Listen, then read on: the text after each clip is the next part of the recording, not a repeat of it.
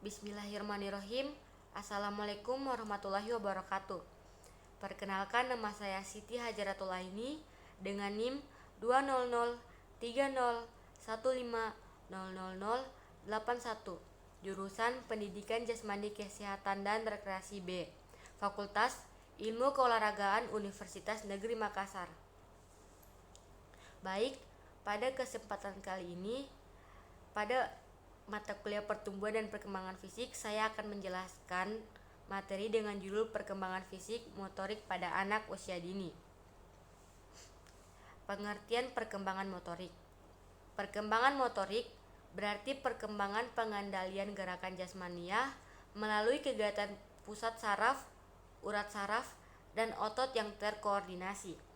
Perkembangan tersebut berasal dari perkembangan refleksi dan kegiatan massa yang ada pada waktu lahir. Sebelum perkembangan tersebut terjadi, anak akan tidak berdaya. Kondisi ketidakberdayaan tersebut berupa secara cepat, 4 atau 5 tahun pertama kehidupannya. Anak dapat mengendalikan gerakan kasar. Gerakan tersebut melibatkan bagian tubuh yang digunakan untuk berjalan, berlari, berenang, dan sebagainya. Setelah berusia 5 tahun, koordinasi otot-otot tubuhnya semakin baik yang melibatkan kelompok otot yang lebih kecil yang digunakan untuk menggenggam, melempar, menangkap bola, dan lain-lain. Untuk mengoptimalkan perkembangan fisik motorik anak, khususnya usia pada 4 tahun, selain kematangan diperlukan interferensi yang tepat dan perkembangan anak tersebut. Prinsip perkembangan fisik. Perkembangan fisik anak yang sering dibicarakan adalah pertumbuhan dan perkembangan anak secara normal bagi anak pada usia tertentu. Seperti telah dijelaskan pada kegiatan belajar bahwa perubahan pertumbuhan anak berlangsung secara cepat pada tahun pertama setelah kelahirannya. Sesungguhnya apa yang terjadi pada tubuh anak dan faktor-faktor apa saja yang mempengaruhi perubahan antar tersebut. Berikut disampaikan prinsip-prinsip perkembangan fisik. Yang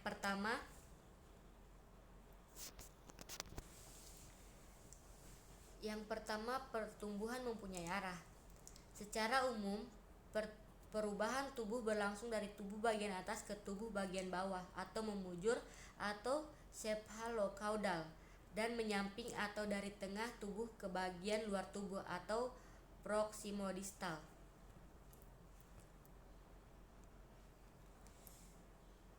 Yang kedua, pertumbuhan bergerak dari umum ke khusus. Prinsip ini menjelaskan bahwa pertumbuhan dan perkembangan fisik bergerak maju dari yang bersifat umum menuju ke khusus. Gerakan bayi berlangsung dari gerakan motorik kasar menuju ke motorik halus. Yang ketiga, pertumbuhan terjadi secara beragam dan terpadu. Beragam di sini dimaksudkan bahwa pertumbuhan berhubungan dengan proses kesiapan dan kematangan yang terjadi dalam diri setiap individu, dan setiap individu berkembang sesuai dengan dirinya sendiri. Tidak sama antara anak yang satu dengan anak yang lainnya. Selain itu, setiap bagian tubuh memiliki tempo dan kecepatan serta irama pertumbuhan masing-masing.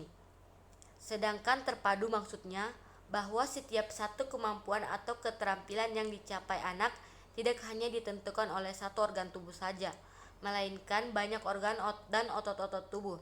Setiap organ atau otot yang terlibat mempunyai kontribusi, saling mempengaruhi dan saling tergantung serta terkait antara satu dengan yang lainnya.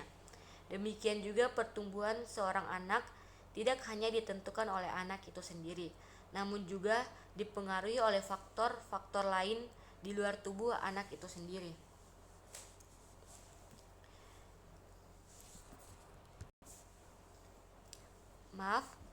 Dan yang keempat, pertumbuhan berlangsung secara bervariasi. Kecepatan pertumbuhan setiap anak berbeda, dan perbedaan ini dapat dilihat dari dua cara, yaitu setiap kecepatan pertumbuhan antara anak satu dengan anak yang lainnya, dan dalam diri seorang anak terdapat pula perbedaan kecepatan dan pertumbuhan masing-masing.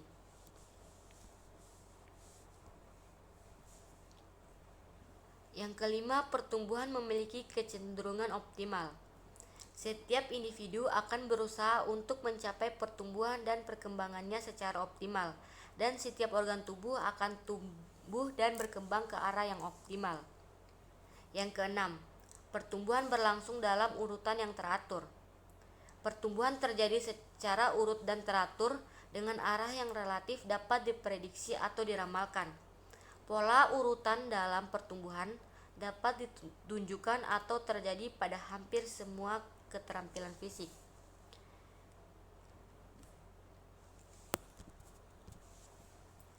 Yang ketujuh, pertumbuhan mengandung bahaya yang potensial. Meskipun pola perkembangan bergerak, namun kadangkala pada setiap usia terdapat bahaya pada beberapa bidang perkembangan yang mengganggu pola yang normal ini. Erikson mengemukakan bahwa perjuangan yang tidak terelakkan yang menandai seluruh pertumbuhan dapat menimbulkan bakat yang benar-benar dapat diandalkan atau masalah yang tidak dapat dijajaki. Beberapa bahaya berasal dari lingkungan sekitar, namun ada pula yang berasal dari dalam diri anak itu sendiri. Bahaya ini dapat mempengaruhi upaya penyesuaian baik fisik, psikologi, maupun sosial yang dilakukan anak.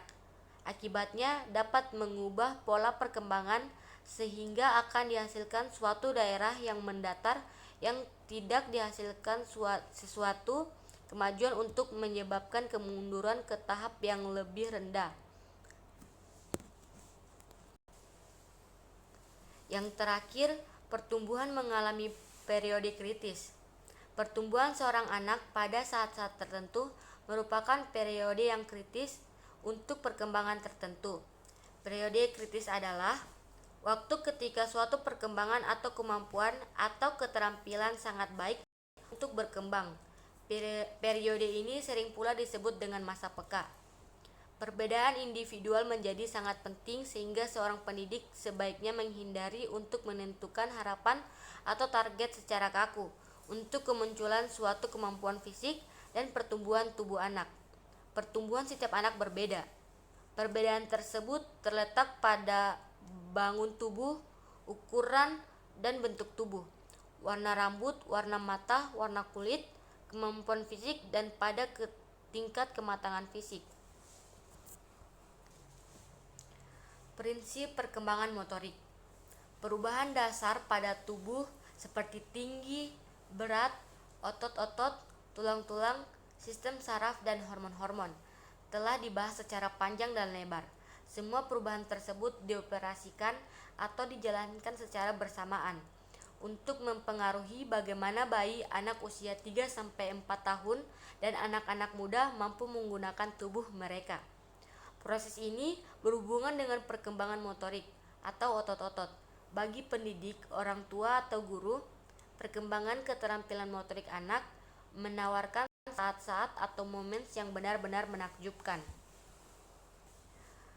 Perkembangan motorik selama masa bayi mengalami kemajuan yang sangat cepat.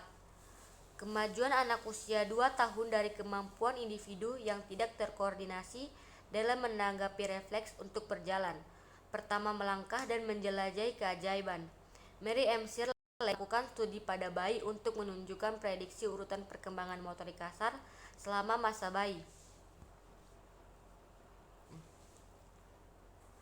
Hasilnya digambarkan dalam tabel berikut. Perkembangan motorik anak usia 1-2 tahun bisa dilihat pada tabel berikut.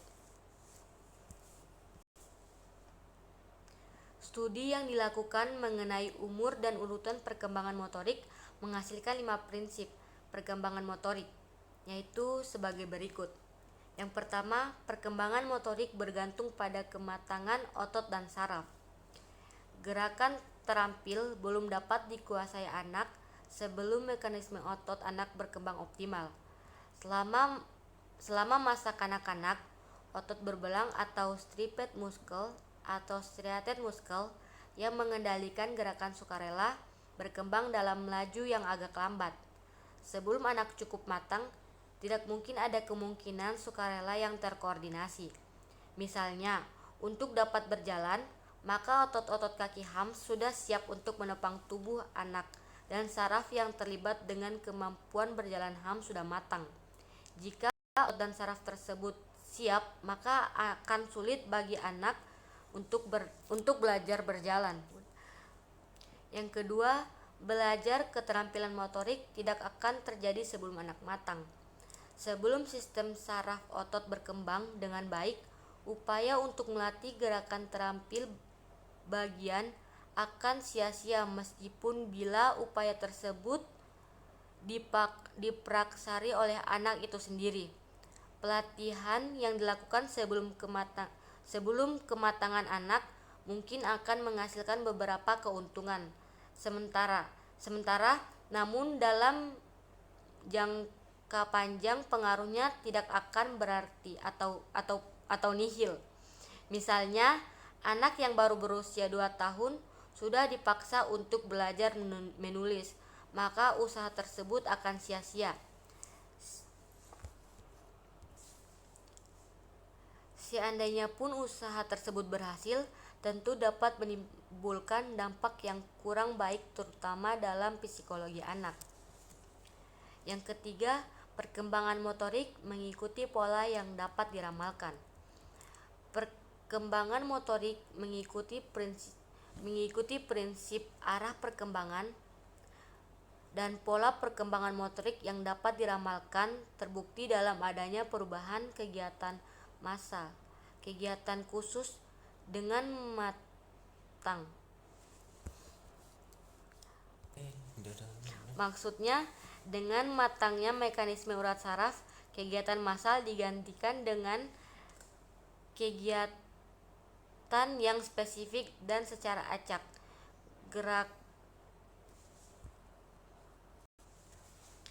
Gerakan kasar membuka jalan untuk memperhalus gerakan yang hanya melibatkan otot dan anggota badan yang tepat.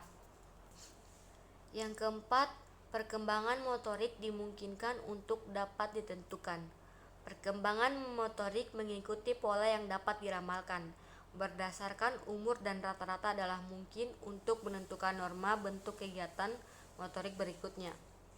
Yang kelima, perbedaan individu dalam laju pertumbuhan motorik. Meskipun terdapat pola untuk perkembangan motorik secara umum, namun pada dasarnya setiap individu memiliki laju pertumbuhan yang berbeda antara anak yang satu dengan anak yang lainnya. Kecepatan pertumbuhan setiap anak dipengaruhi banyak faktor, baik dalam diri anak itu sendiri, juga faktor keturunan, dan faktor lingkungan turut mempengaruhi laju pertumbuhan motorik. Faktor-faktor ini mempengaruhi terhadap kecepatan maupun keterlambatannya. Misalnya, 2 anak kembar belum tentu memiliki keterampilan motorik yang selalu sama pada tahapan maupun usianya. Si A mungkin usia 4 tahun sudah dapat menulis dengan sangat baik, sedangkan si B pada usia yang sama belum dapat memegang pensil dengan benar. Yang ketiga, mengembangkan keterampilan fisik motorik. Pada bagian ini kita akan membahas cara-cara mengembangkan pertumbuhan fisik motorik anak. Pertumbuhan dan perkembangan fisik berkaitan dengan perkembangan gerakan motorik, yakni perkembangan pengendalian gerakan tubuh melalui kegiatan yang terkoordinasi antara susunan saraf, otot, otak, dan spinal cord. Perkembangan motorik meliputi motorik kasar dan halus. Motorik kasar adalah gerakan tubuh yang menggunakan otot-otot besar atau sebagian besar atau seluruh tubuh yang dipengaruhi oleh kematangan anak itu sendiri. Contohnya, kemampuan duduk, menendang, berlari, dan lain-lain. Sedangkan motorik halus adalah gerakan yang menggunakan otot-otot halus atau sebagian anggota tubuh tertentu yang dipengaruhi oleh kesempatan untuk belajar dan berlatih. Misalnya, kemampuan memindahkan benda, menulis, dan sebagainya. Pertumbuhan fisik motorik, mental, sosial, dan emosionalnya semuanya terjadi secara bersamaan dalam diri anak. Anak-anak sebaiknya diberikan berbagai kegiatan yang kreatif untuk mengembangkan motorik kasar dan motorik halusnya secara seimbang. Pendidik perlu mengetahui kebutuhan setiap anak untuk mengembangkan otot-otot besar dan kecilnya pada tingkatan usia. Artinya, pendidik memerlukan peralatan yang baik, namun yang lebih penting lagi adalah sikap yang baik. Sikap yang baik di sini yaitu membiarkan anak mengetahui sesuatu, mencoba berbagai aktivitas motorik kasar dan halus sesuai dengan tingkatan usianya. Alasan pentingnya mengembangkan motorik pada anak-anak. Masa anak-anak adalah masa yang sering disebut sebagai masa ideal untuk mempelajari keterampilan motorik. Ada beberapa alasan yang mendasari hal tersebut. Di antaranya adalah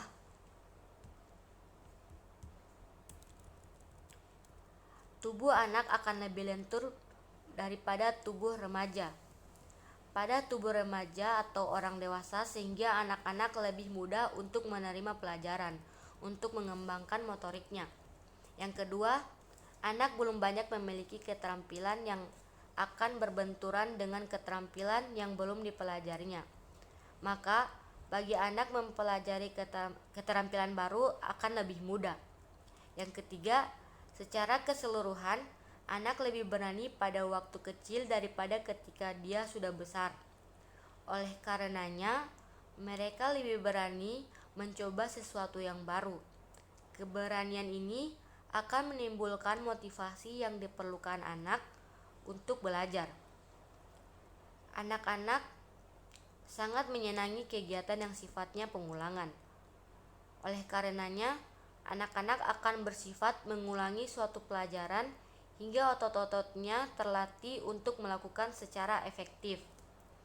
Yang kelima, tanggung jawab dan kewajiban anak lebih kecil daripada tanggung jawabnya ketika mereka semakin besar, sehingga anak-anak memiliki waktu yang lebih banyak untuk belajar memiliki keterampilan motorik dan mereka tidak pernah bosan mengulanginya hingga berkali-kali. Yang kedua, hal penting dalam mempelajari keterampilan motorik. Keterampilan motorik tidak akan berkembang melalui kematangan saja, tetapi keterampilan ini harus dipelajari. Cara seorang anak mempelajari keterampilan motorik akan diuraikan pada bahasan berikut. Ada beberapa hal penting dalam mempelajari keterampilan motorik. Di antaranya, yang pertama, kesiapan belajar. Pengembangan keterampilan motorik sangat berkaitan dengan kesiapan belajar. Anak yang telah memiliki kesiapan belajar untuk keterampilan motorik akan lebih unggul bila dibandingkan dengan anak yang belum memiliki kesiapan untuk mempelajari keterampilan tersebut.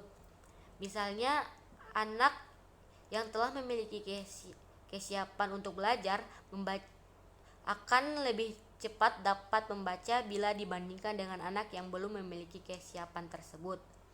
Dan kesiapan yang dimiliki oleh setiap anak tidaklah sama. Oleh karenanya, pendidik diharapkan untuk tidak membandingkan antara anak yang satu dengan anak yang lainnya dalam hal keberhasilan mempelajari suatu keterampilan motorik. Yang kedua, kesempatan belajar. Banyak yang sebenarnya telah memiliki kesiapan belajar suatu keterampilan motorik, namun karena tidak memiliki kesempatan untuk mempelajarinya, maka anak tersebut tidak mencapai kemampuan tersebut. Yang ketiga, kesempatan berpraktik. Untuk mempelajari suatu keterampilan motorik, seorang anak harus memiliki kesempatan untuk mencoba melakukannya atau berpraktik sesuai dengan kebutuhannya. Yang keempat, model yang baik. Dalam mempelajari keterampilan motorik, meniru merupakan hal yang sangat penting. Maka agar anak memiliki suatu keterampilan motorik yang baik, dia memerlukan model yang baik pula. Apabila model memberikan contoh dengan cara yang salah, maka kemungkinan besar anak akan melakukan keterampilan tersebut dengan cara yang salah pula. Misalnya cara memegang sendok ketika makan. Dan yang kelima, bimbingan. Agar dapat meniru suatu model dengan benar, anak memerlukan bimbingan. Selain itu, bimbingan juga dapat membantu anak memperbaiki suatu kesalahan, sehingga kesalahan tersebut tidak terlanjur dipelajari, yang akan membuatnya menjadi lebih sulit untuk diperbaiki. Misalnya, pendidik harus membimbing anak cara makan yang baik sambil memberikan contoh. Yang keenam, motivasi. Motivasi belajar sangat penting untuk mempertahankan minat anak untuk mempelajari keterampilan motorik. Sumber motivasi umumnya adalah kepuasan pribadi yang diperoleh anak dari kegiatan tersebut, kemandirian dan gengsi yang diperoleh dari kelompok teman sebayanya, serta kompensasi terhadap perasaan yang kurang mampu dalam bidang lain. Yang ketujuh, setiap keterampilan motorik harus dipelajari secara individu. Keterampilan motorik harus dipelajari secara individu karena tidak ada hal yang bersifat umum dalam keterampilan tangan dan kaki. Setiap keterampilan memiliki perbedaan dan karakteristik tertentu sehingga keterampilan tersebut harus dipelajari secara individu. Misalnya, cara melempar bola besar tentu saja berbeda dengan melempar bola kecil. Implikasinya adalah pendidik harus memberikan kesempatan pada semua anak untuk mencobanya.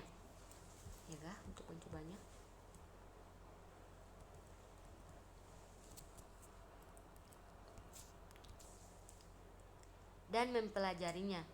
Keterampilan tersebut dan tidak hanya satu atau dua orang saja yang diberi kesempatan untuk mencoba melakukannya. Yang terakhir, keterampilan sebaiknya dipelajari satu persatu.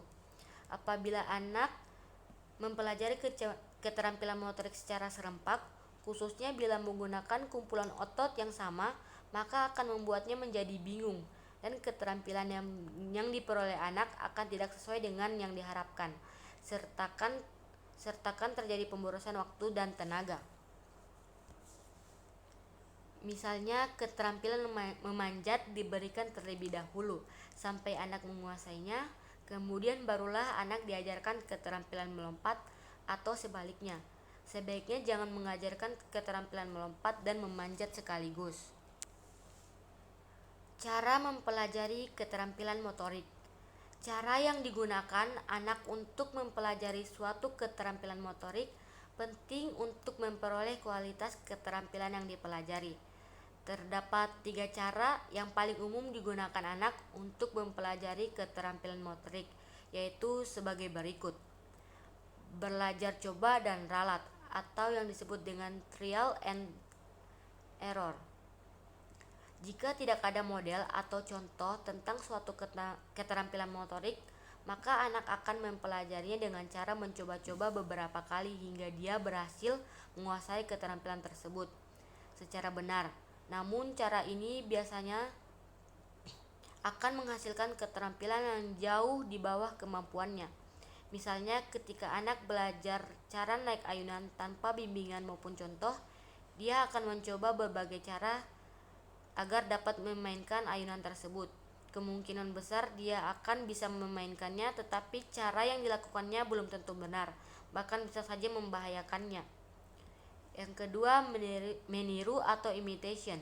Belajar dengan cara meniru atau mengamati orang tua atau anak yang lebih tua, lebih cepat daripada belajar dengan cara coba dan ralat. Tetapi belajar dengan cara ini dibatasi oleh kesalahan yang dilakukan oleh model. Hasil yang didapat oleh anak akan kurang baik jika model yang ditirunya jelek. Misalnya, anak belajar berenang dengan melihat contoh yang jelek, maka kemungkinan besar kemampuan berenang anak juga akan jelek. Yang ketiga, pelatihan. Belajar dengan supervisi atau bimbingan yang dikombinasi dengan meniru model akan menghasilkan keterampilan motorik yang baik. Bimbingan diberikan ketika anak mengamati dan memperhatikan model yang sedang melakukan suatu keterampilan motorik, sehingga anak dapat meniru dengan tepat dan juga gerakan-gerakan yang kurang benar dapat langsung diketahui dan diperbaiki. Gerakan pada anak yang salah atau kurang benar yang sudah tertanam dalam diri anak akan sukar untuk dihilangkan. baik serta anak masih banyak melakukan gerakan-gerakan yang tidak perlu. Peningkatan dalam keterampilan motorik. Dalam tahap awal mempelajari keterampilan motorik, gerakan tubuh masih janggal dan tidak terkoordinasi dengan baik serta anak masih banyak melakukan gerakan-gerakan yang tidak perlu. Pada saat berkembangnya, keterampilan motorik meningkat pula kecerdasan, akurasi, kekuatan dan efisiensi gerakan. Peningkatan kecepatan yang paling besar terjadi pada masa kanak-kanak dan kemungkinan menurun pada saat anak menjelang usia puber. Keterampilan motorik yang cenderung paling memperlihatkan perbaikan yang terbesar adalah keterampilan yang dipelajari di sekolah, kelompok bermain yang dibimbing maupun dalam kegiatan perkemahan saat liburan. Keterampilan ini misalnya menulis, menggambar, melukis, menari, dan kegiatan yang berkaitan dengan keterampilan olahraga. Mendorong kesehatan anak. Menjadi sehat adalah lebih dari sekedar bebas dari penyakit. Kesehatan yang baik adalah kesehatan yang menetap. Hal ini termasuk kesehatan sosial, emosional, dan sebanding dengan ketegaran fisik. Anak-anak yang terpenuhi kegiatan tidurnya mendapat asupan gizi yang baik dan seimbang akan siap untuk belajar berbagai hal, dan anak-anak yang sehat adalah anak-anak yang kuat menghadapi berbagai tantangan. Pada setiap tahap perkembangan, semua anak membutuhkan kesehatan yang sama dan ada beberapa yang bersifat khusus pada seorang anak pada satu tahapan. Untuk menjaga kesehatan anak-anak secara khusus, pendidik harus melayani dan mengatur sesuai dengan kebutuhan tiap-tiap perkembangan. Namun secara umum, semua anak membutuhkan lingkungan yang bebas dari kuman, karena pada usia tertentu seorang anak senang memasukkan segala sesuatu ke dalam mulutnya. Agar semua higienis, maka pendidik harus memperhatikan kebersihan dan kesehatan peralatannya. Maaf, tadi ada sedikit kesalahan. Saya lanjut. Pertumbuhan. Yang terakhir, pertumbuhan dan perubahan fisik anak. Orang dewasa sering kali merasa takjub melihat kecepatan pertumbuhan dan kemajuan perkembangan anak-anak. Mereka juga bangga apabila melihat anak mereka tumbuh dengan cepat. Seorang anak dinyatakan tumbuh karena perubahan dan pertambahan tinggi dan berat tubuh. Berbeda dengan perkembangan. Jika pertumbuhan adalah keadaan tubuh yang meliputi pertambahan tinggi dan berat tubuh, maka perkembangan adalah menjadi bertambah sempurna yang meliputi pribadi, pengetahuan, pikiran, dan kemampuan. Pada awal kehidupannya, anak akan tumbuh beberapa ons menjadi lebih berat setiap hari dan beberapa sentimeter lebih tinggi setiap bulan.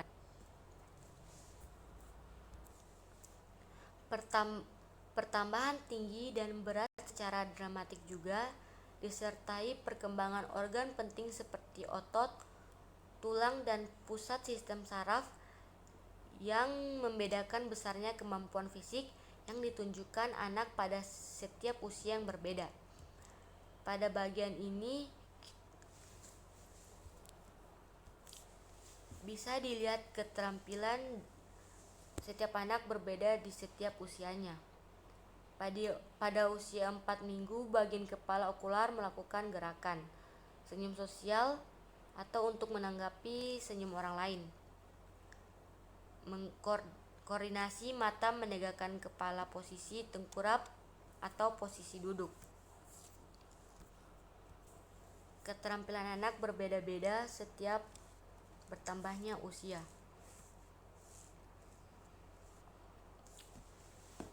Cukup sekian penjelasan dari saya. Lebih dan kurangnya mohon dimaafkan. Sekian dan terima kasih. Wabillahi taufiq wal hidayah. Wassalamualaikum warahmatullahi wabarakatuh.